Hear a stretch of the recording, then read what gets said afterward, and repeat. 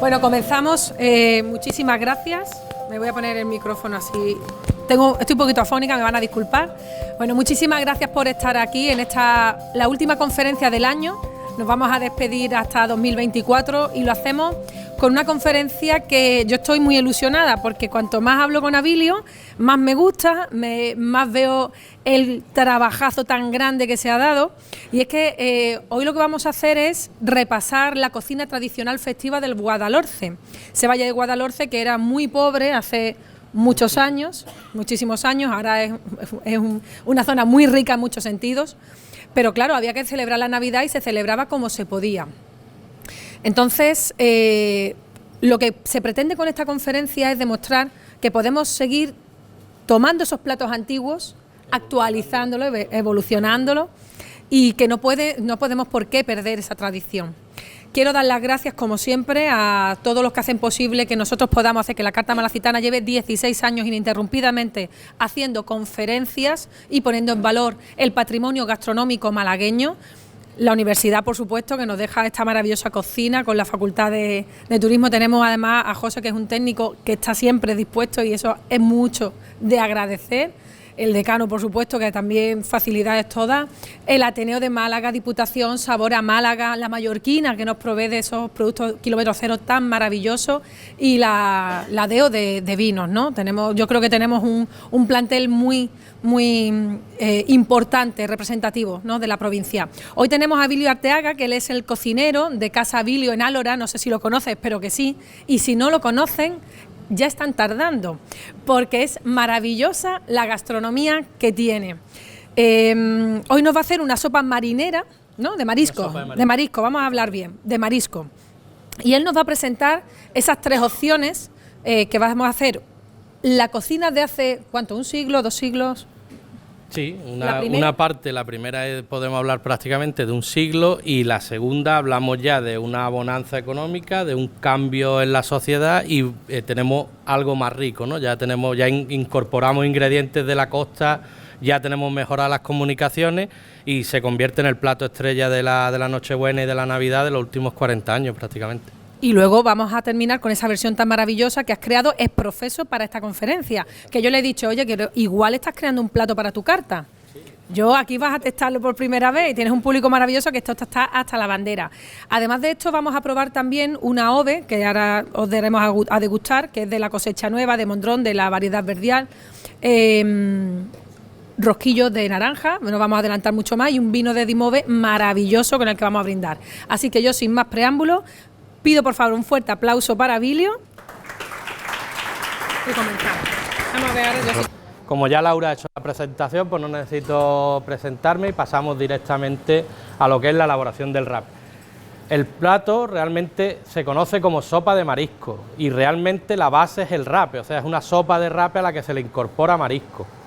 Después lleva un sofrito con tomate, pimiento, cebolla, ajo, una guindillita, porque gusta que el caldo sea un pelín picante, no que pique, pero que guste un pelín picante. Nos recuerda a ese caldillo de pinta roja, que también es una receta muy malagueña. Una almendra de pan frito, pimentón y un poco de sal.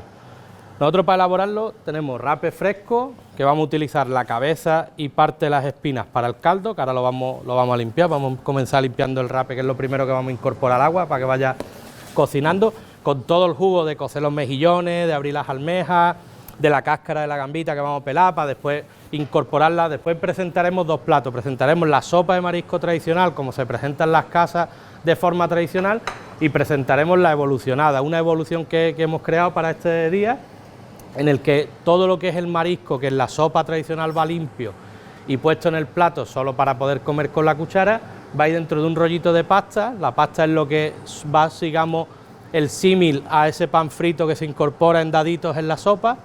Ese es el crujiente que nos va a dar la pasta brie. Dentro vamos a tener lo que es todo el marisco limpio, una especie de tartar, que lo hemos ligado un poquito, hemos hecho con el hígado del rape. Esto era una elaboración más lenta, pero eso la traigo ya hecha. Con el hígado del rape hemos hecho un paté, después explico la elaboración de este paté. Todo eso hemos ligado a ese tartar, lo hemos dejado dentro de ese rollito, y después vamos a servir la sopa un poquito más texturizada, que vaya a ver que es la tradicional, lleva un poquito más de textura, y una espuma de perejil, porque esta sopa se termina siempre con un poquito de perejil picado. Entonces hemos evolucionado, son los mismos productos, la misma forma de comerla, pero una evolución más divertida, más actual y más atractiva para que la receta pueda evolucionar en el tiempo y no se vaya perdiendo quizás por clasismo o porque hoy día es menos atractiva para el paladar o no para el paladar, más que nada visualmente, es menos atractiva visualmente. Bueno, voy a comenzar con la cabecita del rape, vamos limpiando el rape, lo vamos a incorporar la agüita. Perfecto, ya tenemos el agua calentando. Bueno, la cabeza, como veis, ya le hemos retirado todo lo que es parte de las vísceras, ¿vale? Nos queda aquí, después de la cabeza podemos sacar, aquí hay una parte que es un manjar del rape, que yo prefiero quitarlo y no incorporarlo para la sopa, lo podéis incorporar a la sopa si la cabeza es pequeñita, si no es un rape muy grande. Aquí tenemos lo que sería el símil de la carrillera en el cerdo. Esta parte aquí bajo el ojo, esta pieza que veis aquí, esta piececita, esto sería la carrillera del rape, ¿no? El símil a la carrillera que tenemos en la carne. Esto en una especie de pilpil, por ejemplo, es un espectáculo mucho mejor que la cococha, incluso cocinado a la plancha, con cualquier cosita, la carrillera es un espectáculo. La otra la vamos a dejar para que dé juguito al caldo. Vamos a incorporar la cabeza.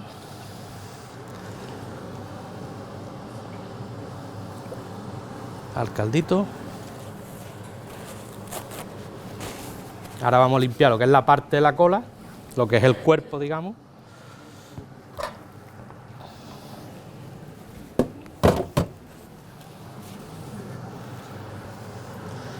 El rape, como veréis, mucha gente le da mucho miedo a tener los pescados enteros, a comprar los pescados enteros por miedo a limpiarlo. El rape es muy fácil de limpiar. Quizás en la casa es de los pescados más fácil. ¿Por qué? Porque tiene una espina, un tronco dorsal completo desde la cola hasta arriba y buscamos aquí el filo y vamos con el cuchillo, con el filo del cuchillo apoyándonos en esa espina y de ahí sacamos lo que es un lomo, que ahora le quitaremos la parte de la piel.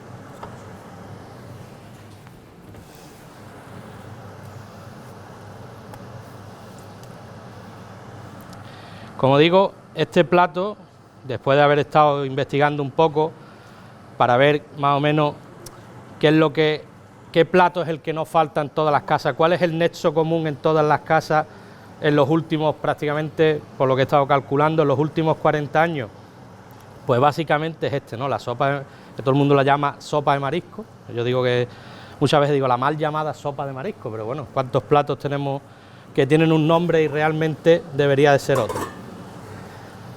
Esto lo vamos a dejar aquí a un ladito. Ya tendríamos esta parte del lomo limpio, no tendría espinas, el que después incorporaremos a la sopa, tanto a la tradicional como a la evolucionada que hemos hecho. Vamos a sacar este ladito de la espina igual, nos vamos apoyando en la espina, muy fácil. Haciéndote pregunta, ¿vale? Sí.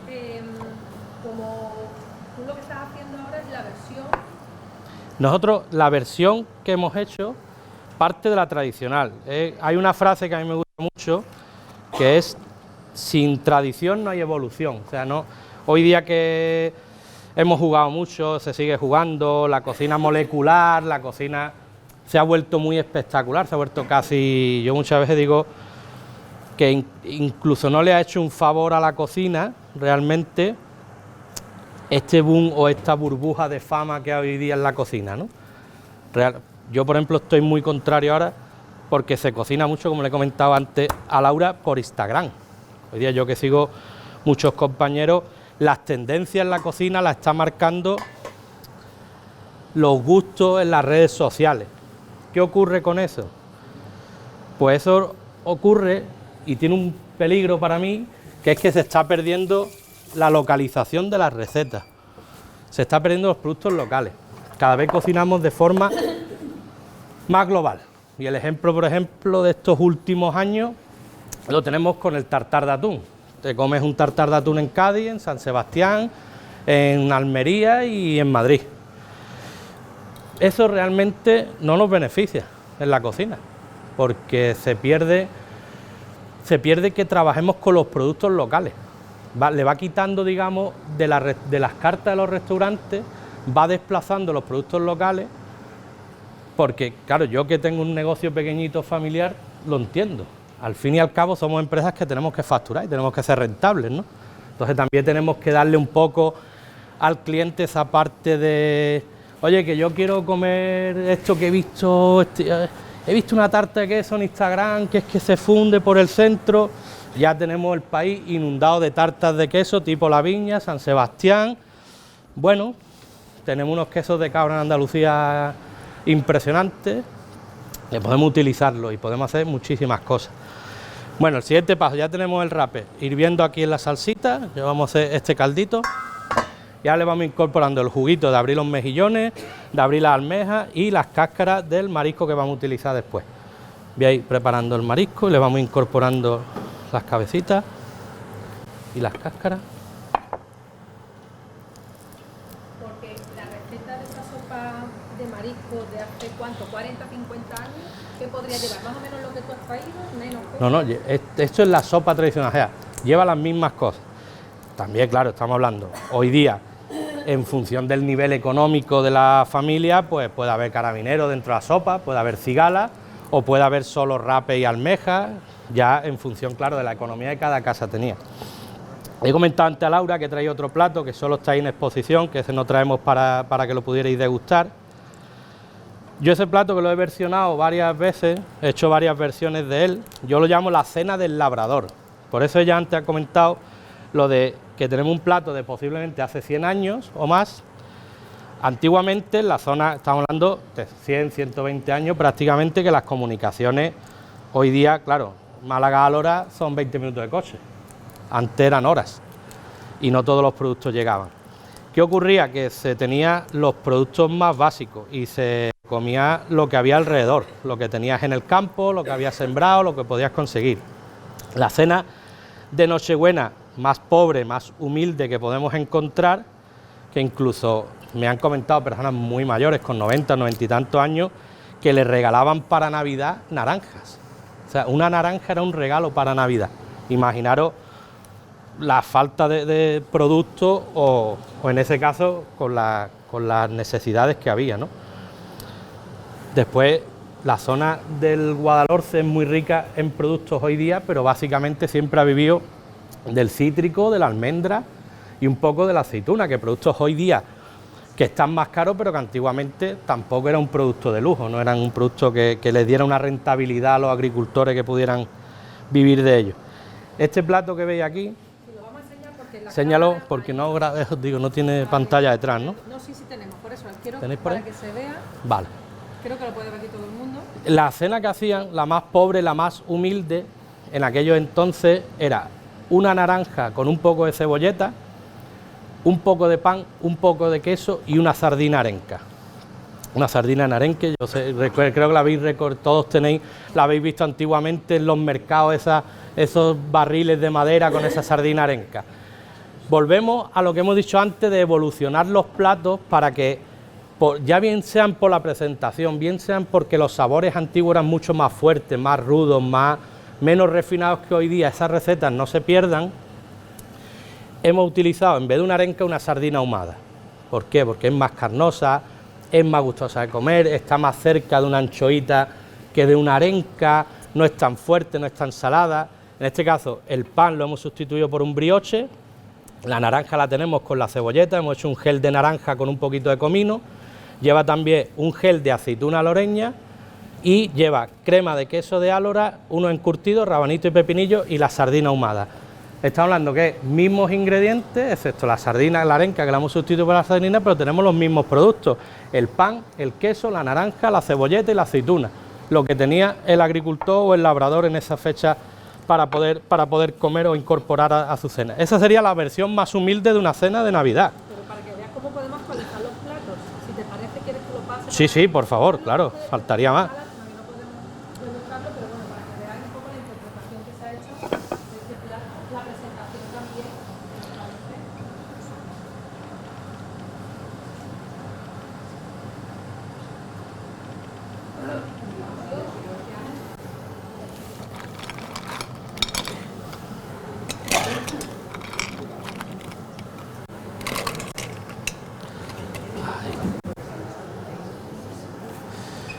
¿Sabes qué se me ha olvidado? Pregúntale a Laura si tiene un poco de vino blanco. Se me ha olvidado el vino blanco para el sofrito. Si tiene algún tipo de vino blanco. No, pero se me ha olvidado, hay que echárselo. Sí, pregúntale. Esa sería la versión más humilde. Tenemos los mismos, es lo que hemos hablado antes. Se trata, igual que la que vamos a hacer hoy, ¿no? La que estamos haciendo aquí, o por ejemplo la versión evolucionada que yo he hecho, yo he comenzado por el plato tradicional. Una vez tengo el plato tradicional, juego con las texturas, juego con la presentación, juego con los colores y jugamos o volvemos a actualizarla, a modernizarla y a hacerla más atractiva, pero siempre partiendo de la tradición. Es decir, gracias al recetario español que tenemos, que es una maravilla, siempre hablamos en literatura que el Quijote es un hito de la literatura del castellano, la receta y el recetario español, comparado con el de otros países, en variedad, en calidad, es una brutalidad. O sea, tenemos un recetario que hoy por hoy, por eso para mí, como he comentado antes, es un peligro las redes sociales, porque se está globalizando demasiado la cocina y se está perdiendo mucha tradición.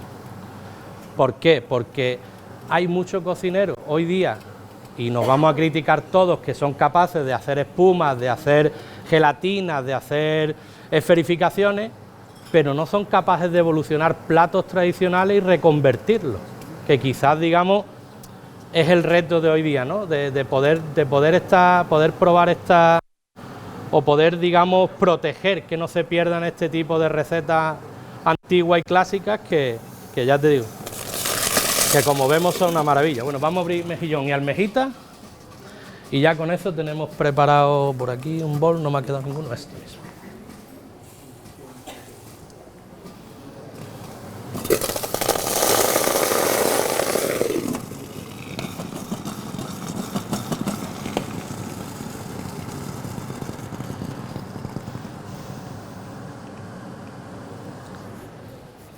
Y además también nos sirve, ¿no?, del por qué no. Cuando pensemos en hacer una receta, en un menú, en un plato especial para Navidad en casa, siempre queremos buscar cosas nuevas, cosas que sorprendan a nuestros familiares, a nuestros amigos, con quien compartamos la cena.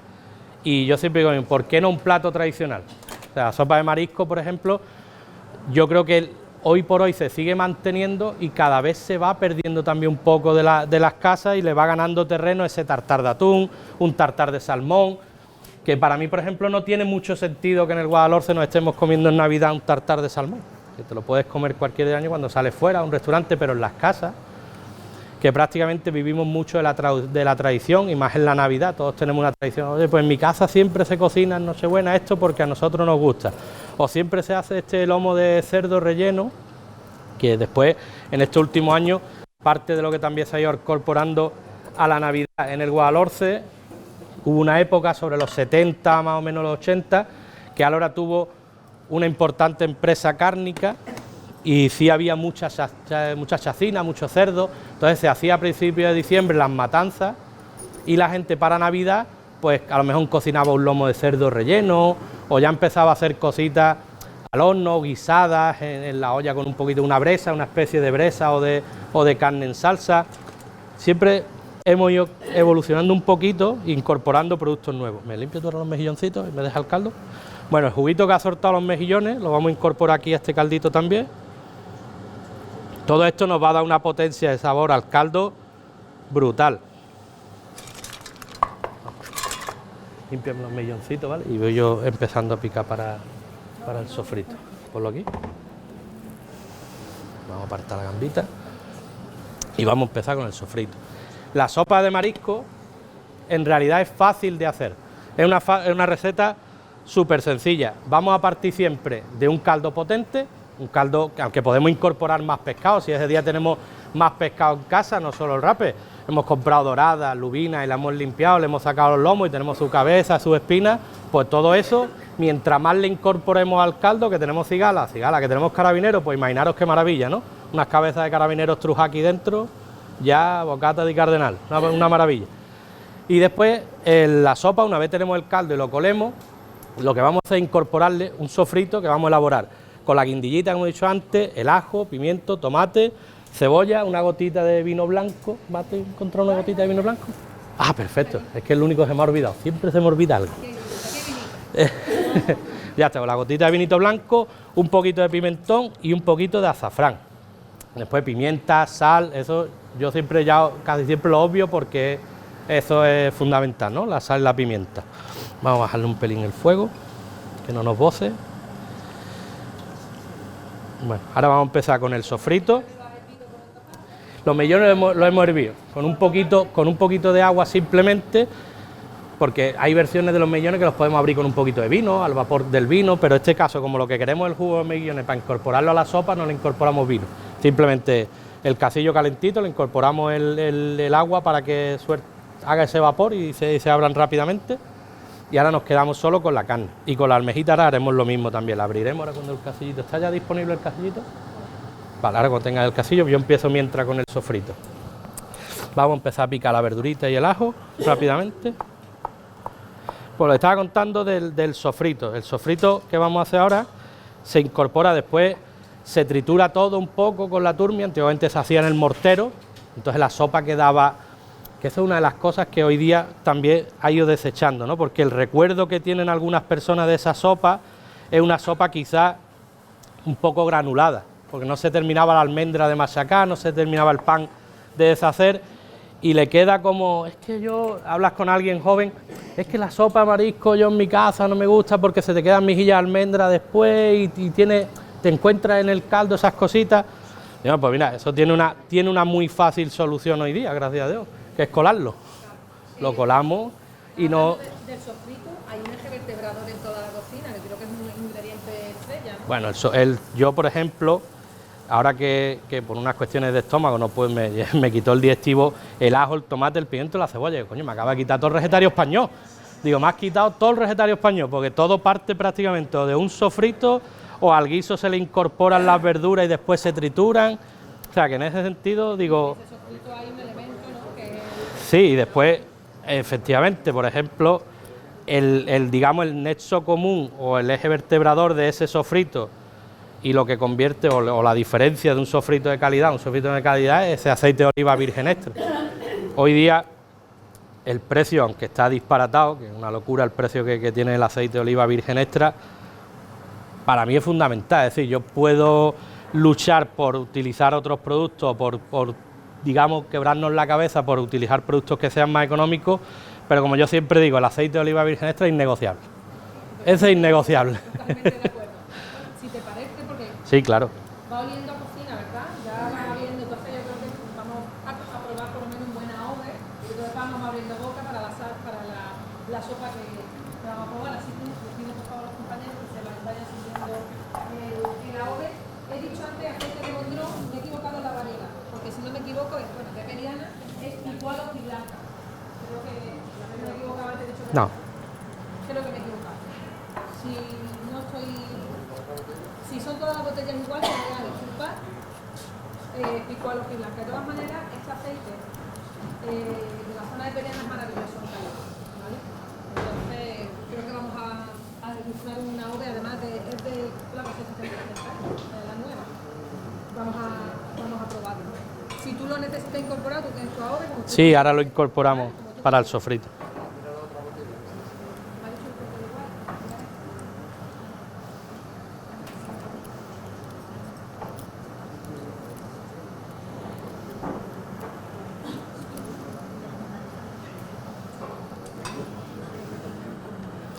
Necesito el casito para abrir la almeja. Pues pónmelo aquí. Ah, la he puesto aquí. ¿La has dado a calentar? Dale. Dale, tengo las manos mojadas, por favor. Ponlo al 8. Vale, los tomatitos.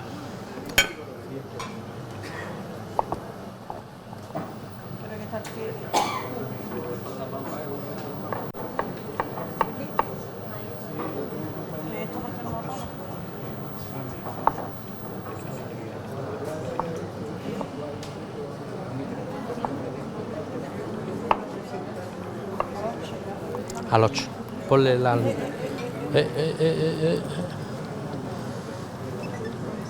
Vale, párala. Mejor.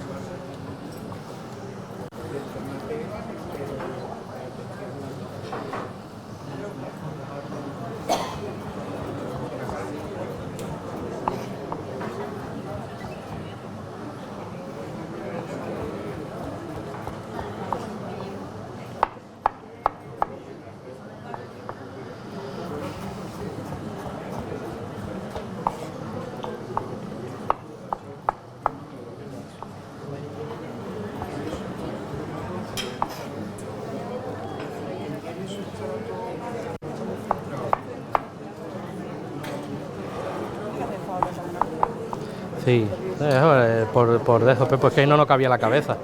Que ahí no nos cabe la cabeza al rape. Perfecto. Bueno, con este sofrito. Sí, ya lo tenemos casi listo, nos falta un par de cositas, empezamos con el sofrito, el caldo ya va fenómeno, ya mismo lo vamos a colar.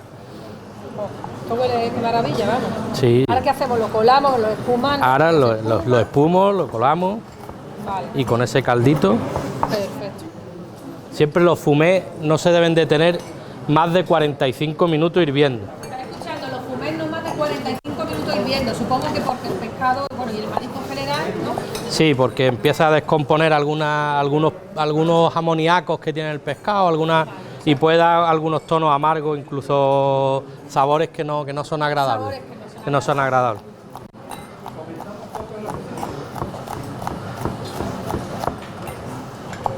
Entonces el cocinero comenta que eso, más de 40 minutos el fumé no, porque el marisco y el pescado pues se puede amargar, ¿no? Sí, igual. Puede dar unas notas amargas y no es tan agradable en boca, ¿no? Como Exactamente. más corta, ¿entiendes? Es como cuando, por ejemplo, comentamos que la tinta del calamar o de la sepia, cuando lo utilicemos para cocinar, siempre hay que hervirla durante 15 minutos.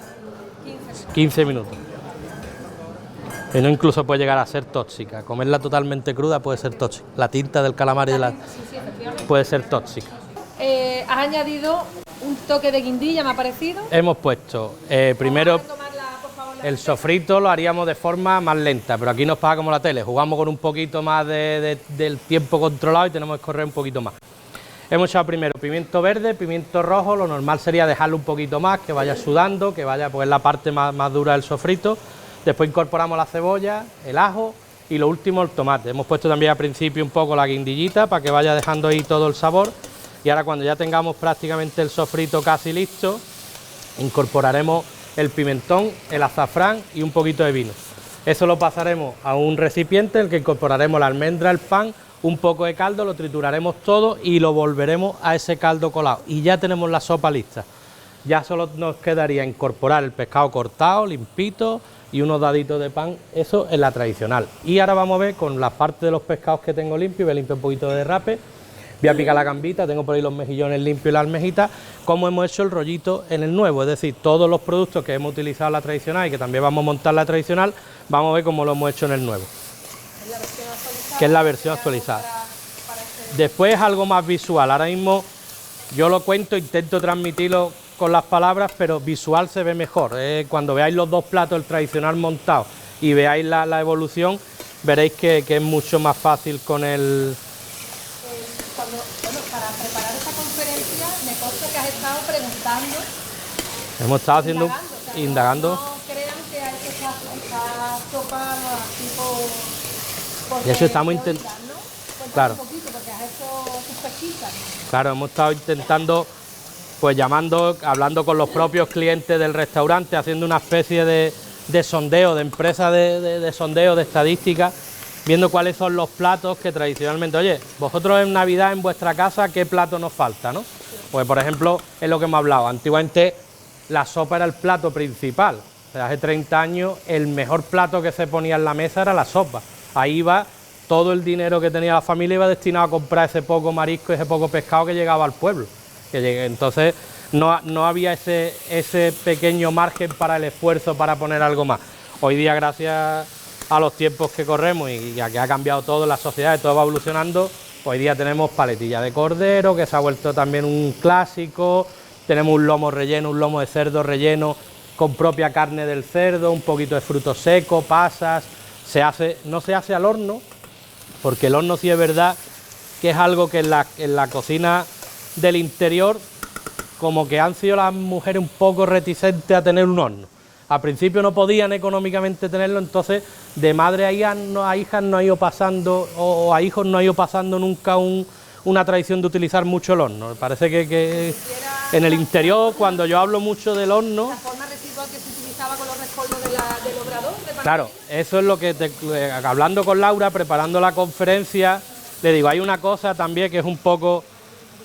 que también es tradicional, que se utiliza, siempre volvemos, yo siempre digo que la cocina, o comemos lo que nos rodea, aunque hoy día tenemos de todo el año y hemos hablado de la globalización, que tenemos jengibre que viene de fuera, o podemos tener galanga, podemos tener lemongrass, hoy día un producto de Tailandia lo tienen 24 horas aquí fresco comprado por internet, aunque tengamos eso, todo lo que nos viene de atrás, toda esta cocina de nuestras madres, nuestra abuela prácticamente, porque yo siempre digo que en la cocina profesional el hombre está muy incorporado, pero en la cocina doméstica el 95% de lo que conocemos y el 95%, digamos, del el reconocimiento a quien ha protegido ese legado de ese recetario que he hablado antes, que tiene la cocina española, son nuestras madres y nuestras abuelas.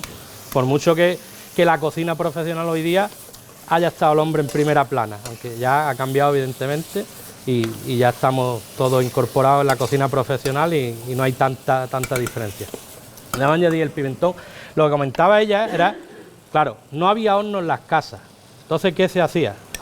Se hacía un postre que era un rosquillo, una especie de rosquillo de matalaúva. Hay gente que le pone un poquito matalaúva o le ponía naranja rallada, lo que tuviera en casa. Tampoco podías no podías, digamos, esforzarte mucho porque no conseguías otros productos allí en el pueblo.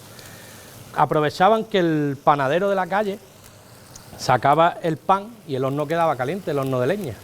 Entonces hay una receta que allí se llama roscos de puerta de horno, y era porque las mujeres hablaban con el panadero para ver a qué hora iban a terminar los panes, para que se quedaba el horno libre, y ellas venían con sus bandejitas con sus rosquitos preparados y el panadero se los metía en el horno y lo cocinaba en el horno. Entonces eso es también parte de lo que hablamos, ¿no? No solo cocinamos o comemos lo que nos rodea, cocinamos con lo que tenemos en nuestro entorno. Entonces de ahí la falta de recetas elaboradas en el horno, de grandes asados, de grandes... No tenemos, en la zona del interior no tenemos esos grandes asados más del norte, más de la cocina francesa. Aquí no tenemos mucha tradición de eso, y yo creo que es por esa falta de horno, ¿no?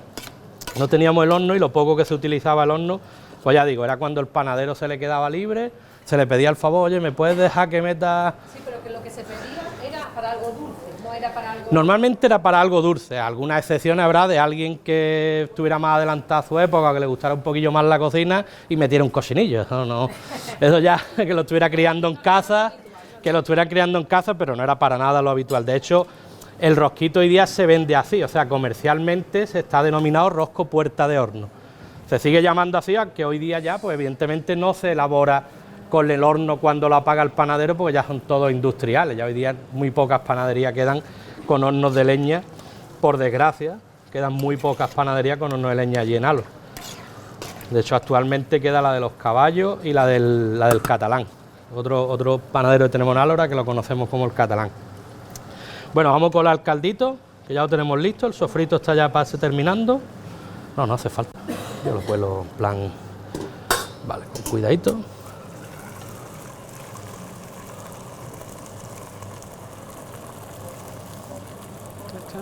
Sí, un poco más, no te preocupes. No tanto sofrito. Ahí. Bueno, ya tenemos el caldito limpio, colado.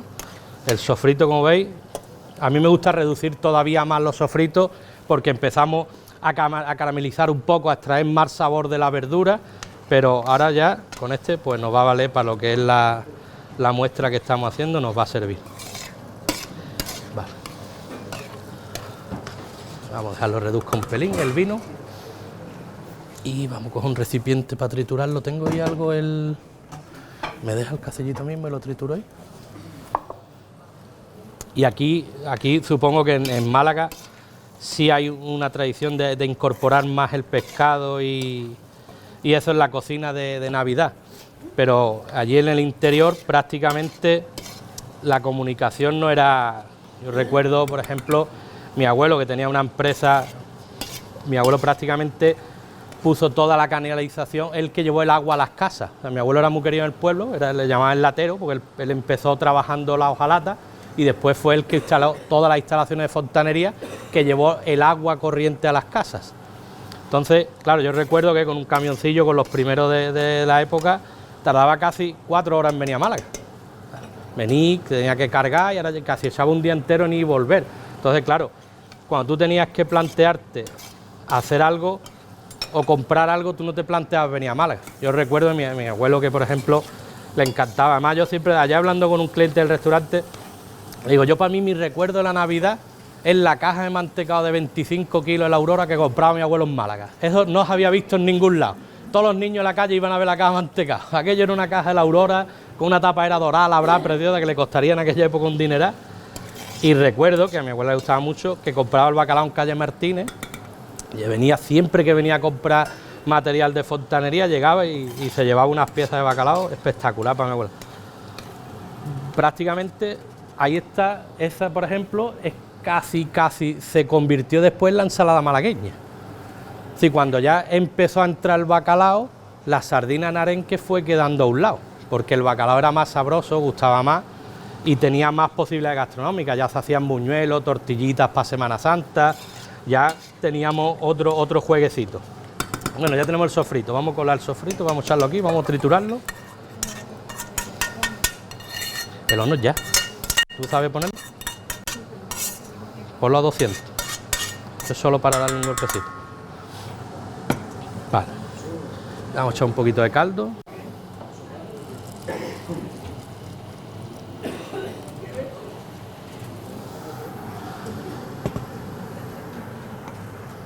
Si antes no había mini pyme, había mortero. Había mortero. Había mortero. De hecho, no me lo he traído porque prácticamente... Uy, perdón. Sí, aquí. Necesito un ayudante para traerlo. Yo tengo un mortero que era me lo dio mi tía, que supuestamente era de mi bisabuela. Es un mortero de mármol que puede pesar 18 o 20 kilos sin exagerar. Y lo que sí se perdió fue la masa. La masa no recuerda ya dónde está. ¿Era del mismo material o Era de madera. Era de madera. Pero hubiera sido espectacular verlo. ¿Está encendido? Está encendido. Vale. Hombre. Ahora tenemos las nuevas tecnologías que nos ayudan. Claro, hoy día tenemos... Por eso, hoy día eso nos permite aligerar... Como con el ruido no voy a hablar porque no me van a escuchar bien, ¿no? No me escuchan bien, ¿no?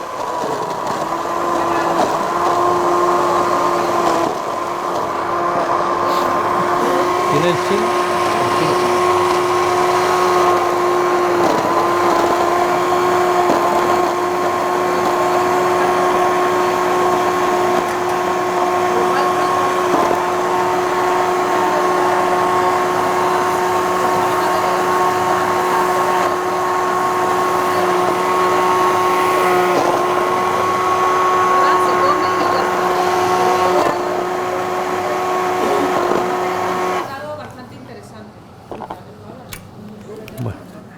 Ya lo tenemos listo.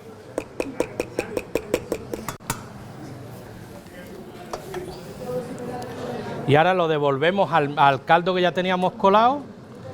Devolvemos todo. Sí, lo vamos a colar para quitarle todos los grumitos. ¿Puede? De maravilla. ¿Pasamos por el chino? Sí, por el chino, por un colador fino que tengamos, lo que tengamos en casa. Ya mientras más fino lo queramos dejar, ya el último paso sería pasarlo por una estameña, que es lo más finito que tenemos para dejarlo lo más finito. Pero hoy día prácticamente, incluso si tenéis un robot tipo Thermomix, lo deja fino, que ya no os podéis hacer una idea. Con esto ya tendríamos el caldo listo. Y vamos a coger...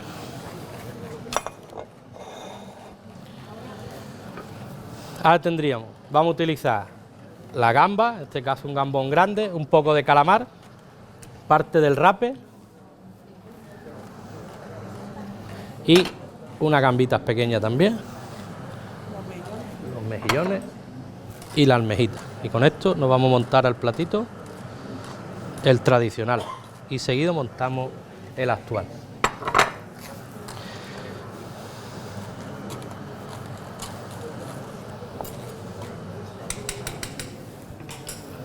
Como veis también, al final es una cocina de economía, una cocina, aunque evidentemente al ser Navidad se hace ese esfuerzo económico en la familia y nos gastaban un poquito más, ¿no?, en incorporar estos platos o estos ingredientes al plato, mejor dicho, que son más premium, más caros, pero es una cocina de aprovechamiento, es decir, todo lo que se compra se usa, es decir, no se desecha nada, ni las cáscaras, todo lo que se incorpora al plato para no desechar nada. Ahora ya, por ejemplo, cuestiones de hoy día, ¿no? Más actuales. Antes todo el pescado se incorporaba después a la sopa y se tenía mucho rato hirviendo. Yo recuerdo, por ejemplo, la sopa, las primeras que yo probaba de marisco hecha a mi abuela. Hoy día, para mí como cocinero, el pescado estaba sobrecocinado. Sí, estaba más cocinado de lo que debiera. ¿Qué vamos a hacer ahora? Pues ahora simplemente le vamos a dar otro hervorcito y le vamos a incorporar y lo vamos a apagar. Y simplemente con que infusione 2-3 minutitos el pescado en el caldo, lo tenemos para que se quede a su punto suficiente. Claro, también tenemos que tener en cuenta que para que eso ocurra, el corte que le demos al pescado tampoco puede ser de un grosor muy grande. Sí, tiene que tener un grosor, en este caso, por ejemplo, aquí hay un dadito de 2x2 prácticamente, que con ese calorcito y con esos 2 minutitos lo va a cocinar perfecto para que el pescado no se te pase. Incluso la gambita y los mejillones y la almejita, como ya lo tenemos, lo vamos a poner directamente en el plato. No tendríamos ni siquiera que incorporarlo. Vamos, si nos cargamos de plata, vamos a intentar hacerlo lo más cercano posible. Si no, ¿Dónde? para que lo vean. ¿Dónde está la cámara? Por eso es para que no movemos un poco. Como en la tele, ¿dónde está mi cámara?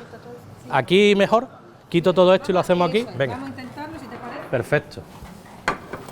Si ahí está la Y así cámara. todo el mundo, claro, es que está más o menos centrado. Fenómeno, está aquí, ¿no? Y así todo el mundo Ahí coge bien. lo podéis ver, ¿verdad? ¿Coge bien ahí? Venga, perfecto, pues emplatamos ahí, no hay problema. Ha caído aquí una gotita de agua.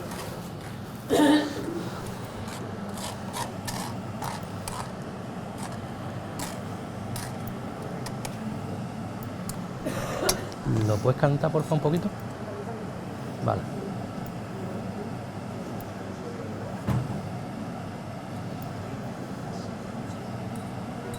Ahí lo veis, como veis, cocina rápidamente, con un poquito de calor que coja, se nos va a cocinar rápidamente. Vamos a dejarlo aquí un minutito mientras le vamos a picar. Sí, calamar también. El calamar siempre que lo cocinemos tiene dos cocciones, para que no nos quede chicloso, no nos quede elástico. El calamar o se cocina muy poco o se cocina mucho, pero una cocción media lo deja chicloso, lo deja con una textura gomosa, no lo cocina bien. Entonces, vale, por poco o mucho, exactamente. Por ejemplo, en este caso estamos hablando que sería como un escaldado, una cuestión de 30-40 segundos, si no, estamos hablando que sea un calamar que tenga un cuerpo, hablamos de un grosor de 2-3 milímetros. O sea, si estamos hablando de un calamar de los grandes que vemos hoy día, ya hablaríamos de una cocción larga. Nos tendríamos que ir una cocción larga, pero cuando es un calamar pequeñito, o estos calamares frescos de potera, estos calamaritos que entran frescos, pescados pequeñitos, yo prefiero siempre que sea una cocción pequeñita. Además, por ejemplo, aquí en Málaga lo tenemos más claro que nada, que es la fritura, es una cocción corta, o sea, aceite muy caliente y un golpecito, estamos hablando de 2-3 minutitos de aceite y lo tenemos fuera. Ya si nos quedamos con una cocción, un calamar así de unos 8 minutos, por ejemplo, 9, ya no hemos conseguido ponerlo tierno del todo y ya no hemos pasado de ese pequeño punto de escaldado de los 2-3 minutitos. Bueno, vamos a emplatar. Perdón. Un chipirón, pues ya ves, un chipirón, como yo digo, asustarlo con que lo va a echar a la calor. Eso es...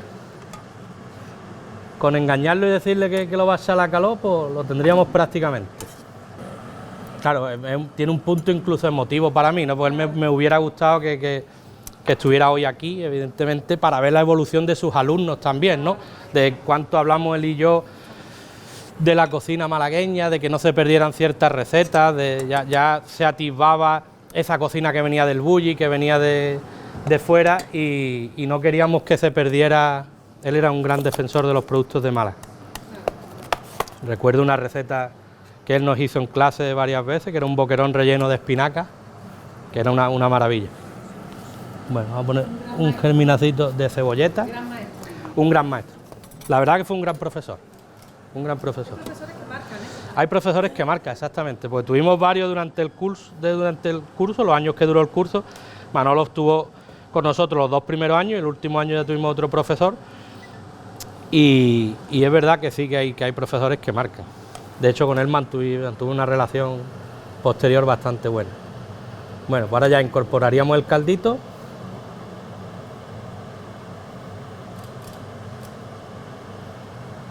Como veis aquí, el perejil está simplemente picado, infusionado a última hora. Esta es la versión tradicional. Esta es la versión que tradicional. La estás emplatando también de forma actualizada, obviamente, ¿no? Con esos volúmenes. Exactamente. Alturas, Bueno, brotes. nuestras madres o quien cocinara en casa cogería el cucharón tal cual, con parte de pescado, lo que te cogió, al cajón y después su pan y... Vamos a limpiarle ese bordecillo, vamos Sí, a hacer una vamos foto a pasarle- oficial, porque eso es una maravilla de plato, ¿eh? Es una maravilla de plato. ¿Cómo huele, por favor? ¿Tiene el horno ya encendido?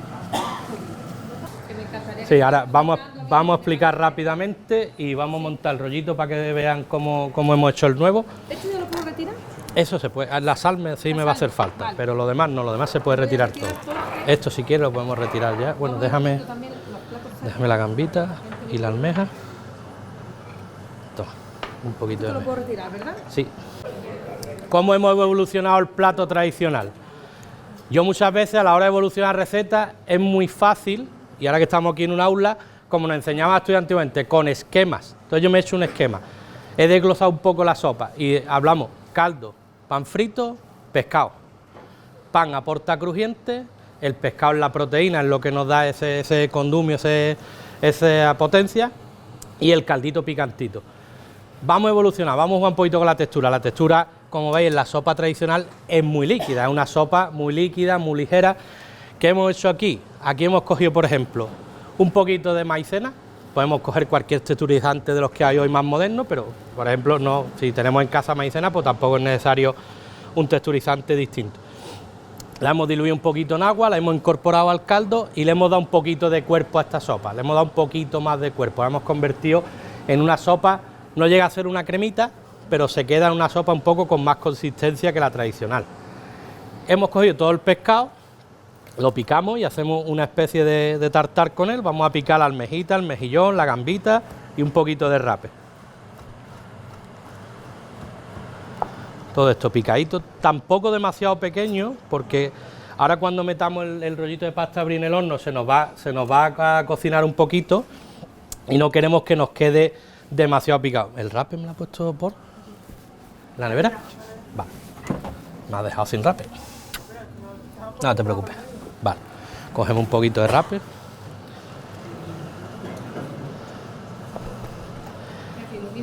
Lo mismo, claro. Por eso, claro. Exactamente. Eso es lo que hablábamos de sin tradición no hay evolución, ¿no? Porque hoy yo he probado cosas. Siempre es verdad que desde el respeto, ¿no? Se hacen creaciones nuevas, se elaboran nuevas creaciones, se versionan platos antiguos, pero que cuando lo pruebas en realidad no tiene nada que... El sabor no tiene nada que ver con el antiguo. Yo siempre digo que si tú versionas un plato tradicional, por ejemplo, como este, si tú lo versionas, le das nueva textura, nueva forma, nueva presentación, pero al final le has cambiado el sabor, ya has creado otro plato, no has versionado un plato, has creado... Claro, si no te recuerdas, si no te transporta a ese plato tradicional, ya has creado otro plato, ya se puede considerar otro plato, ya no es el plato actual. ¿El papel dónde me lo ha puesto? Aquí. Entonces jugamos con los mismos ingredientes. Venga, ya te monto el dedo y vamos a emplatar ya la degustación. Tenemos este pequeñito tartar, pero dándole una vueltecita. Ahora cogemos los ingredientes del tartar, los vamos a poner aquí, los ponemos a puntito de sal, un poquito de sal, y con este patecito que comentamos antes que hicimos con el hígado de rape, el rape tiene un hígado que es brutal, lo limpiamos, desvenamos, quitamos las venitas, las mijitas de sangre que pueda tener, lo dejamos 5 minutitos en agüita con un poquito de vinagre y sal. A mí me gusta dejarlo así, un poquito con agua de vinagre y sal, y después lo troceamos. Incorporamos en una sartén, por ejemplo, o en un cacito abierto como este, un poquito de cebolla, la dejamos que poche muy lentamente, que se vuelva casi dulce, añadimos el hígado, subimos el fuego, salteamos el hígado para que caramelice y empiece a tostarse un poquito, flambeamos con coñac, sal, pimienta y un poco de nata. lo dejamos que la nata reduzca hasta que cocina totalmente el hígado, hasta que el hígado ese troceado le demos con la cucharita y vemos que se deshace, trituramos y dejamos enfriar y conseguimos, si veis, mira, no lleva ningún colorante, ¿eh? Es decir, el hígado, aunque era blanco, el hígado, la alimentación del propio rape, de alimentarse de marisco, al alimentarse de marisco, el propio rape nos da, cuando empieza a cocinarse el hígado, empieza a soltar todo ese jugo, digamos que como cuando estrujamos una cabeza de gamba, todo ese jugo rojo que viene de la cáscara de los crustáceos que se come, de la gamba, eso que se dore un poquito, aunque se dore un poquito, lo puedes sacar simplemente. Un pelín más, un pelín crujiente. El hígado de rape es una maravilla, incluso empanado y frito, por ejemplo, empanado y frito está espectacular, le podemos dar... El rape es un pescado, ya ves, casi que hoy día, para mí es de mis pescados favoritos, porque tiene una versatilidad en la cocina brutal. Y luego muy fino. Después una textura, la textura, el sabor, es un producto súper fino. Bueno, en este caso hemos utilizado pasta brie, se puede utilizar pasta filo, incluso llegué a pensar en convertir el plato en una especie de ramen. O sea, podemos coger aquí, escaldamos el pescado, lo retiramos, cocemos unos noodles y lo servimos como una especie de ramen de marisco. Podríamos jugar con ese poco de fusión, una gyoza incluso, una gyoza bañada, o meter el caldo dentro, gelatinizar el caldo, meterlo dentro de una gyoza, hacer la gyoza y que cuando lo muerde explote el caldo dentro, un dim sum. Podemos jugar con ese tipo de textura, ya donde nos lleve la creatividad y donde nos lleve la mantequilla. ¿Y la brocha? ¿La tiene? Venga. Mantequilla aquí. Bueno, búscamela, porfa, cógela. Vamos a pintar con un pelín de mantequilla la pasta para poderla trabajar, la pasta brie. No, ahí no va a tener, con la cuchara. Aquí. Vale. Un poquito de mantequilla derretida, le vamos a dar con un pelín, para que nos deje trabajarla con una pasta que si no se hidrata, si no la hidratáramos, se rompe, se resquebraja muy fácilmente. Entonces la hidratamos con un poquito de mantequilla. O incluso lo sí, hay que trabajarla rápidamente. Es cómoda, pero sí es verdad que hay que dejarla, hay que trabajar muy rápido con ella. Yo es muy agradecida porque es muy rápida de cocinar, aporta un crujiente. Bueno, cogemos un poquito del tartar. Aquí en este caso nosotros, por ejemplo, para que sea fácil de comer hoy, hemos hecho un rollito. Íbamos a hacer una especie de ravioli cuadrado, pero no me gustaba cómo quedaba y al final decidí hacer un pequeño rollito, una especie de canelón o incluso de tipo rollito vietnamita. Se puede hacer incluso, si las personas que sean celíacas, se puede hacer con papel de arroz. Se puede hacer este rollito con papel de arroz, por ejemplo. Bueno, ya tendríamos el rollito, lo meteríamos al horno 200 grados, 4 o 5 minutitos, 200-220 grados, simplemente no queremos que se cocine mucho el pescado. Queremos que cruja la pasta brie, pero que el pescado se cocine lo mínimo posible. Entonces, a horno muy potente, 200-120 grados, 4 o 5 minutos, cuando veamos que ya está doradito, ya lo tendríamos. El siguiente paso, ¿vale? Ahí. Voy a coger de aquí. Sí, voy a hacer el emplatado del nuevo. Si te parece, vamos, cambiamos el orden con tu permiso. Guau. No, es que no veo. Voy a coger los dos más bonitos. El horno no está a 200, ¿eh? Sí, está a 200. No cruje, pues no cruje, súbelo. Súbelo a 220. Si quieres, para que sea más limpia la imagen, podemos... ¿Esto te sirve? No, ahora lo quito. No, Ven. no te preocupes. Aquí me ha dicho que lo coge la cámara bien. Sí, la cámara lo coge ahí bien, ¿verdad? Vale. ¿Sí? Vamos a poner 2 rollitos. Después, en este caso, el perejil, lo hemos hecho en una espuma de perejil. Como hablábamos de jugar con las texturas, hablábamos de jugar un poco con la imagen y evolucionar el plato y, por qué no, incorporar técnicas más modernas que tenemos hoy día disponibles en la cocina, siempre y cuando no, digamos, desvirtúen el plato, que nos ayuden y nos dé con ese juego. Esto lo hemos hecho muy fácil. Hemos escaldado perejil, agua hirviendo con un poco de sal, perejil, Lo echamos 5 segundos, mojamos el perejil con ese agua hirviendo, escurrimos, agua con hielo, volvemos a escurrir, trituramos con agua mineral y en este caso yo he usado un producto de los que hay hoy día actual en la cocina, que es Pro Espuma, que es simplemente 75 gramos por litro del jugo de perejil, el perejil ya colado, ese jugo limpio, lo trituramos con la turmi y colamos y al sifón. 2 cargas, 2 carguitas, y como veréis ahora tenemos aquí una espumita de perejil. Y como veis es el mismo perejil, siempre estamos jugando, todo lo que estamos haciendo son los mismos ingredientes que estáis viendo en el plato la tradicional, o sea, no estamos cambiando ahora mismo nada. Voy a sacarme un poquito de jugo de este, tienes la aquí, no te preocupes, lo echamos así, ¿no? Pues, yo creo que va a poder caer así, aquí más rápido.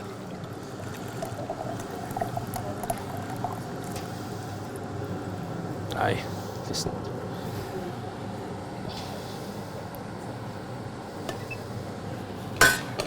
Aquí. Que si no...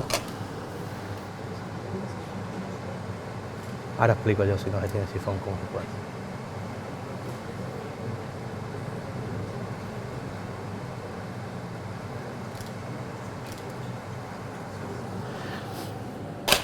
Si no tenemos sifón, ¿cómo lo podemos hacer? Con lecitina de soja. Utilizamos 5-8 gramos de lecitina de soja en un bol, por ejemplo, volcamos el bol o una ollita, algo que tengamos que sea grande, porque ese aire va a crecer y se nos va a salir el recipiente, lo ponemos inclinado, metemos la turmi de forma que aporte aire a la mezcla y la misma lecitina de soja va atrapando esas burbujas de aire y nos hace un aire ligero, que en este caso nosotros lo hemos hecho con el sifón porque es más cómodo, más rápido, pero que lo podríamos hacer perfectamente con cualquier otro texturizante. Hoy día tenemos mucho en el mercado. Esta moderna le vamos a potenciar un poquito el sabor. Tenemos aquí un poco de salicornia, que es una especie de alga. Está conocida también como el espárrago del mar, por la forma y por un poco la textura. Es una cosa nueva, ¿no? Que le vas a meter... Esto es lo que, exactamente, digamos aquí es donde ya vamos a empezar a incorporar algún elemento nuevo. Algo que hoy día nos da para jugar con él. Y le vamos a poner unos brotecitos de cebolleta también, que tengo por aquí unos germinados de cebolleta, que nos va a dar también ese punto picantito, incluso ácido. Al final lo que hemos hecho es jugar con las texturas, pero tenemos prácticamente el mismo plato. Bueno, y esta sería la versión evolucionada de la sopa de marisco. Tendríamos los mismos ingredientes, mismos productos, incluso jugaríamos con las texturas, ¿no? La parte del pan crujiente que tenemos del pan tostado sería la pasta brie, todo el pescadito que aquí tenemos limpio y a la vista lo tenemos encerrado dentro del rollito, y después tenemos el caldo que está un poquito más texturizado y la espuma de perejil. Lo vamos a preparar y lo vamos a servir para que lo podáis degustar. ¿Tienes ya para yo poniendo caldo? Le voy poniendo yo espuma.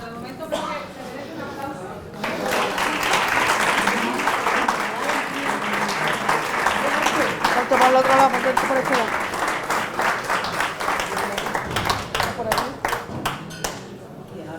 Ahora vas a ir tratando, ¿no? Sí, vamos a emplatar la degustación. Vale.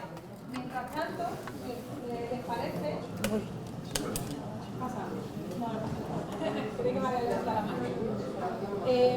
Después de degustar este plato, Con las manos, a bien. tomar lo que él ha comentado anteriormente, No está crujiente, tío. de naranja, ¿no? De puerta, ¿no? No, lo que yo he hecho es el rosquillo de naranja, no el de puerta de horno. Yo he hecho rosquillo de naranja. Que viene la tradición de ellos. Sí, también. Lo que pasa es que este rosquito, por ejemplo, cuando no tienes la opción de hacerlo al horno, este rosquito tiene una modificación en la masa y va frito. Este va frito, no va... Sí, la foto. Este, en este caso, son un obrador, pero en este caso lo ha hecho mi madre. O sea, me he ido a la tradición y digo, quiero que lo haga alguien como se hacía antiguamente, y nos lo ha hecho mi madre. Bueno, ante todo, muy buenas tardes y gracias por este éxito de nuevo de la Carta Licitana, presentando sobre todo recetas muy tradicionales de la gastronomía malagueña. En este caso, como ha dicho Laura, vamos a maridar ya no solo lo que es el plato que he preparado Abilio, sino también los rosquillos con un moscatel. Hablamos también de variedades muy tradicionales de aquí de Málaga, sobre todo de la zona de la Axarquía. Nosotros estamos ubicados en Moclinejo y, como sabéis, la moscatel es la variedad de uva que tiene pues mayor asentamiento, que tiene más tradición en la comarca de la Axarquía. Aparte, también la moscatel es una variedad muy versátil porque con ella podemos elaborar tanto pasas por un lado, uva de mesa para comer y vinos, por supuesto.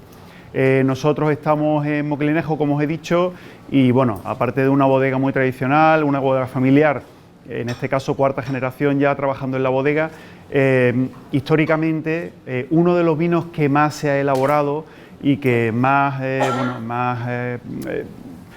se ha producido allí en la zona con la uva moscatel es este que vamos a catar. Esto es un vino tierno que se elabora con uvas no pasificadas pero sí asoleadas, es decir, las tendemos en paseros, dejamos que la uva se dore por ambos lados del racimo. Todo este trabajo además tiene una tarea extra porque son tareas que se hacen de forma manual. Aquí no hay forma de trabajar, no hay forma de mecanizar este tipo de trabajos, así que, como os podéis imaginar, todo esto tiene también una tarea bastante extraordinaria. Y bueno, después es un vino que tiene una fermentación muy cortita, un par de grados alcohólicos, añadimos el resto del alcohol para llegar hasta 15 y bueno, y aparte también tiene un envejecimiento de unos 3 años aproximadamente, siempre en madera de roble americano muy vieja. Así que nada, espero que lo disfrutéis y que maride pues correctamente con los platos que vamos a tomar. Muchísimas gracias por todo.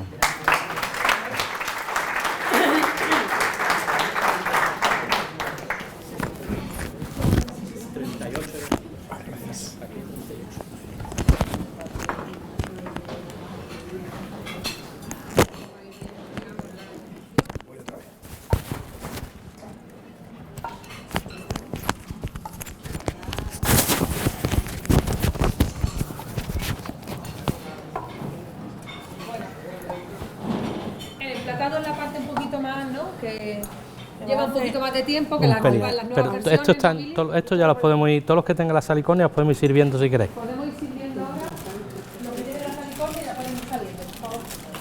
Digo que estas versiones nuevas sí tardan un poquito más en emplatar. Exactamente. Hoy día el emplatado se dedica mucho a la imagen de la receta, se le dedica mucho tiempo. Hoy día, date cuenta que hoy lo primero que hace un cliente cuando recibe el plato es una foto del plato. Entonces, la imagen es muy importante. Pues a mí me gusta, por ejemplo, una conversación que tuvimos una vez con unos cocineros, estaba Pedro Subijana, Juan María Arzá, en un salón del gourmet. Él siempre decía, tenemos que hacer un plato que esté bueno y después ya vemos cómo lo presentamos, pero primero que esté bueno. Claro, porque hoy día es muy chulo hacer cosas chulas, pero primero tiene que estar bueno. Sí, pues poner colores por poner puntitos, poner reducciones por poner en un plato que no aportan nada, si no aporta no tiene sentido. Es decir, por ejemplo, aquí, ¿por qué la salicornia? La salicornia no es un punto de decoración. La salicornia es porque nos da un toque yodado, nos da un punto de sal, nos eleva un punto la sal del plato y al final es un elemento del entorno en el que se mueve el rape. Es decir, que tampoco estamos incorporando un elemento que esté fuera de su entorno. Evidentemente, por poner un ejemplo, ¿no?, de muchas veces lo que cuesta entender la evolución de los platos, preparando la receta y hablando con mi madre sobre los rosquillos, cuando le explicaba el plato que iba a hacer, me decía, tú estás salado. Ella no entendía, claro, no entiende. ¿Y para qué va a meter pescado dentro de un rollito? ¿Y por qué? Claro, ¿y por qué? Si ya está bueno, claro, madre, porque tenemos que jugar y darle una vueltecita de tuerca a esos platos para que no pierdan atractivo, ¿no? Claro. Antes de empezar la ponencia, mientras estábamos preparando, le he comentado a Laura un plato tradicional que estamos teniendo muchos problemas y aunque se está intentando potenciar a través de las diputaciones y con las fiestas que se hacen ahora siempre el primer sábado de octubre, que es el día de la sopa perota. La sopa perota está teniendo un problema y es que, por desgracia, las nuevas generaciones es un plato que no aceptan. Yo siempre digo que en Álora le hemos echado más valor que nadie porque tenemos una sopa sin caldo. O sea, que se hace en el Guadalhorce, se la hace Pizarra, la hace Coín, la hace varios pueblos. En un lado se llama la sopa remojada, en otro lado sopa perota, en otro tipo de nombre, pero al final es más o menos básicamente el mismo tipo de sopa. No tiene caldo. ¿Qué ocurre? Que hoy día las nuevas generaciones, cuando se enfrentan a un lebrillo de sopa, que es un sofrito, es prácticamente una sopa que hacían los jornaleros en el propio tajo en el campo. O sea, cada uno se traía pan duro de casa, el aceite lo ponía el del cortijo, ellos cogían que si un pimiento, un tomate de una huerta, lo que tenía alrededor, y siempre se acompañaba de la verdura que hubiera temporada. Si tú llegabas a ese huerto en el cortijo y aparte de tomate había habas, pues con habas. Si del camino al verdeo a coger la aceituna tú te encontrabas espárragos, te llevabas un puñadito de espárragos trigueros y la hacías con espárragos trigueros. Entonces la sopa siempre se ha ido haciendo con la verdura que acompaña en temporada. ¿Qué ocurre? Que es un plato que por la textura y por la forma no es atractivo. Tampoco es un plato, déjame un bol. Y Que le vamos a... ese plato, ¿no?, tan tradicional perota. Claro, entonces que yo dándole vuelta, siempre queriendo respetar al máximo el sabor original, dije, bueno, yo tengo que darle una vueltecita de tuerca, hice muchas pruebas, tengo que hacer una vuelta de tuerca, tenemos que hacer algo para que la sopa sea atractiva para las nuevas generaciones. Y ahí después ahora explicaré el por qué las cosas ahora son tan difíciles muchas veces, ¿no? Se lo voy a hacer aquí, sin el rollito no se lo puedo hacer ya, si no, no le da tiempo. Le vamos a poner así. No, pero le voy a poner así tradicional, para que de esto, pero no le vamos a poner el rollito, es que si no, la nata no la puede tomar. Ya, pero es que si no, no lo va a poder tomar. Le vamos a poner así. Bueno, hay muy callado. Es que... Disculpad la interrupción. Y termino de contar lo de la sopa y ya con eso ya termino y os dejo tranquilo y no os doy más la chapa. Ponle aquí un poquito de salicornia y este es para la señora que no puede tomar la nata. ¿Qué hicimos? Dimos vuelta y volvimos a esquematizar el plato. ¿Qué es lo que hoy día no quiere la gente joven? Esa masa de pan mojado que no es atractiva para nada y que en boca no le aporta una textura que hoy día sea, digamos, atractiva, no es gustosa. ¿Qué hicimos? Bueno, pues cogimos.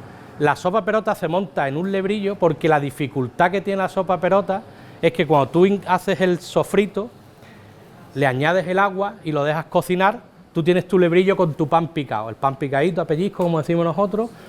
Tú coges parte de ese pan, lo retiras, le incorporas el sofrito, parte de ese caldo, vuelves a poner pan, se fríen unas patatas al principio, que es con la que coronas después la sopa, y terminas con todo el sofrito y el caldo. Dificultad, que la sopa no puede quedar ni seca en ninguna parte del lebrillo, ni te puede quedar líquido en el fondo cuando te la termines de comer. Es decir, hay que calcular exactamente, de ahí la sabiduría popular de si este pan tiene 3 días va a absorber más líquido que si el pan es de ayer. Entonces tenemos que jugar con esas cantidades. Pues rápidamente, ¿qué hicimos? La patata la convertimos en una patata chip, un crujiente de patata, el sofrito los apartamos, le quitamos todo el caldo, desechamos o cogimos una parte de sofrito, lo metimos con el pan en un turmi, creamos una espuma de pan, una espuma caliente de pan y ahora montábamos una milhoja de patatas fritas chip, su sofrito, su patata, su sofrito, cubríamos con la espuma de pan, incorporábamos unas puntitas de espárragos trigueros fritas. La textura era totalmente distinta, pero con los ojos cerrados el sabor es el mismo. ¿Por qué? Porque volvemos a partir de lo mismo. Yo para hacer ese plato primero elaboro una sopa tradicional. ¿Qué hago? Que el pan lo texturizo con el caldo del sofrito, con parte del sofrito y después ya jugamos con las texturas. Pero parto de un plato tradicional. Entonces, después esa cuchara sí representa lo que toda esta historia que tú cuentas del plato, de cómo lo ha evolucionado, eso tiene que estar después en la boca. Y en esa forma conseguimos que estuviera. Lo que pasa es que un plato no lo tengo en el restaurante nunca porque es muy inestable la espuma caliente. Le sigo haciendo pruebas hasta que consiga que la espuma caliente sea más estable. que Pues, te salga realmente siempre. sí, porque cuando hablamos también de la espuma es algo aéreo, es decir, un plato que tiene que ser servido en el momento, no puede retrasarse en ese servicio, porque entonces ya estaríamos hablando que la espuma se te viene abajo y se te queda un líquido porque ha perdido todo el aire. Entonces sigo jugando con las texturas, porque ahí sí que todavía me sigue dando un poquito de eso. Pero bueno, hemos conseguido hacer una versión que sea un poquito más atractiva y más actual. Yo espero que os guste, y que toda esta cantaleta por lo menos. ¿Qué? He probado la sopa solo, ahora comer El caldo está fantástico, el caldo es una barbaridad. Bueno, yo creo que queja no hay, ¿no? Está rico, está conseguido.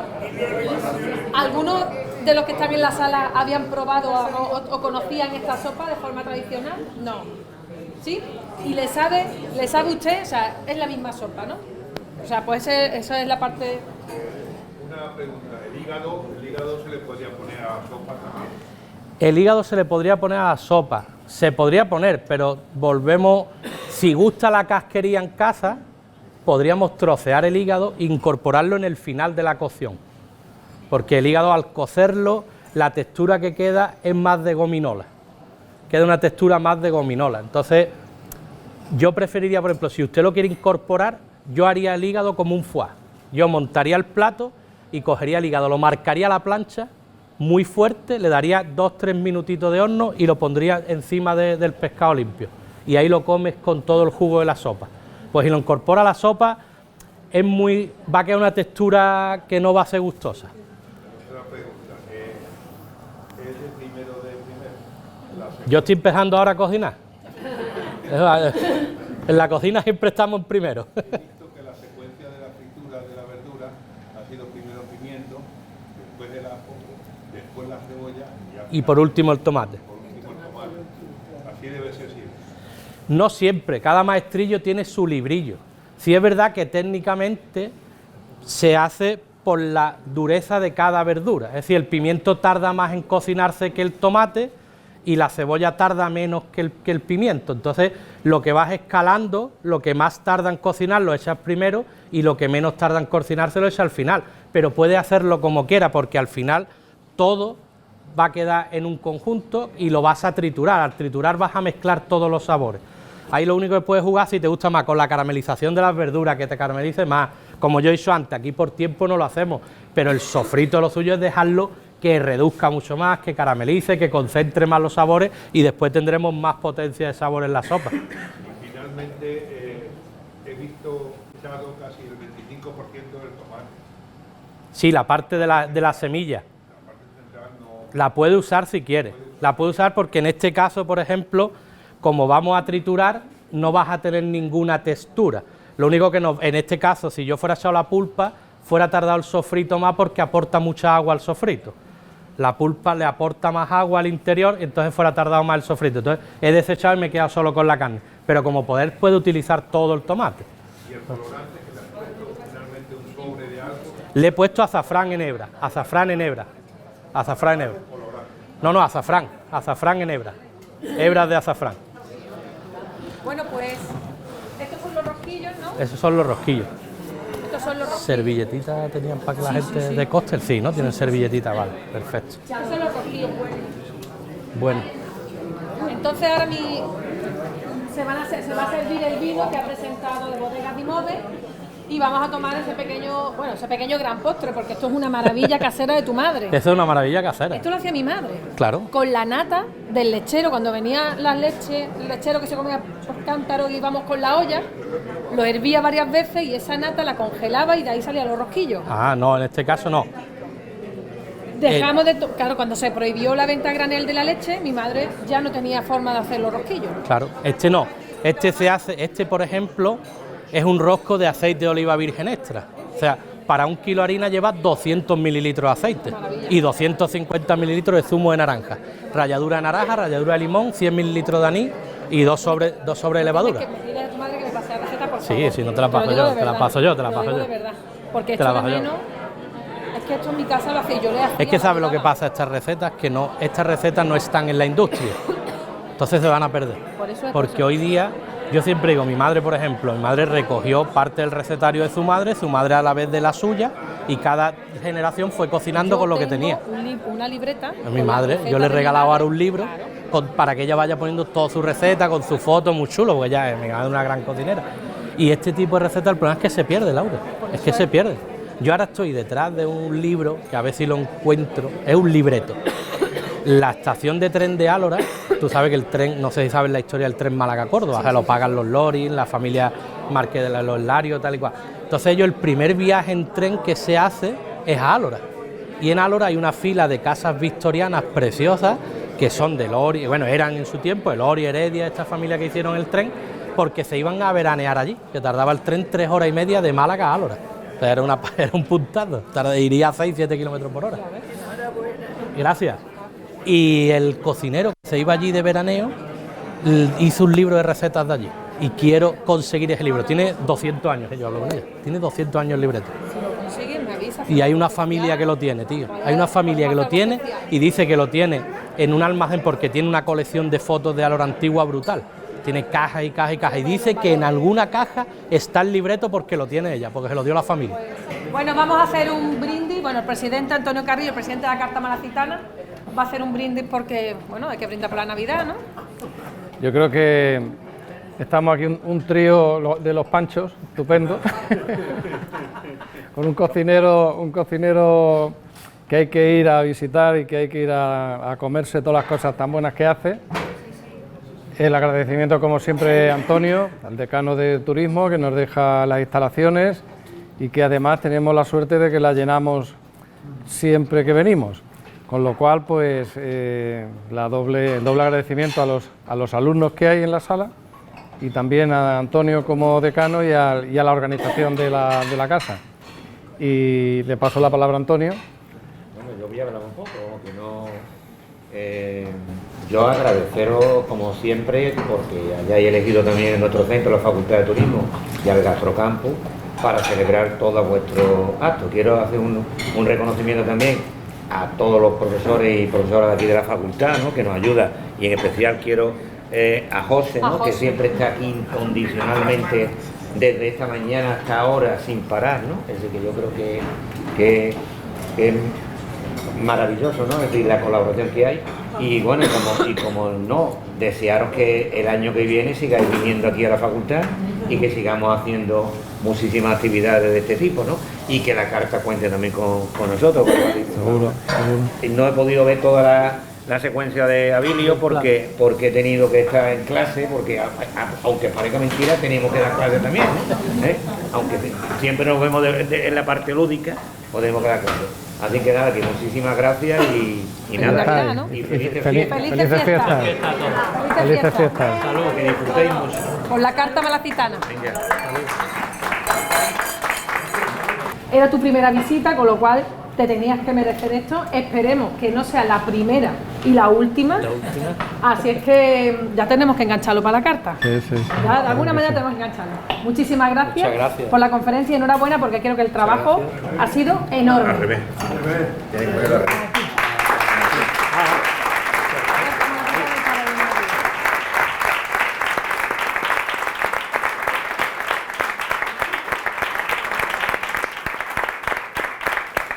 Muchas gracias. Para mí es un honor recibir cualquier reconocimiento, un honor, porque yo al final digo que tampoco hacemos nada especial, ¿no? Lo único que hacemos hoy día los cocineros no somos estrellas del ron que lo parezca, somos cocineros. Y lo que transportamos, me gusta decir que transportamos felicidad. Cocinamos, la cocina es una prueba de amor. O sea, si cuando tú quieres a alguien, la mayor muestra de amor es cocinar para esa persona, porque detrás de la cocina hay mucho sacrificio, mucho esfuerzo y mucha dedicación. Y eso es una prueba de amor. Yo quiero agradecer a la facultad, el aula que nos cede, a la Carta Malacitana por haberme dado la oportunidad de traer este cachito del Guadalhorce hoy aquí y nada, muchas gracias y como dice Laura, si no es la última, pues nos veremos aquí. Claro que sí. Muchas gracias.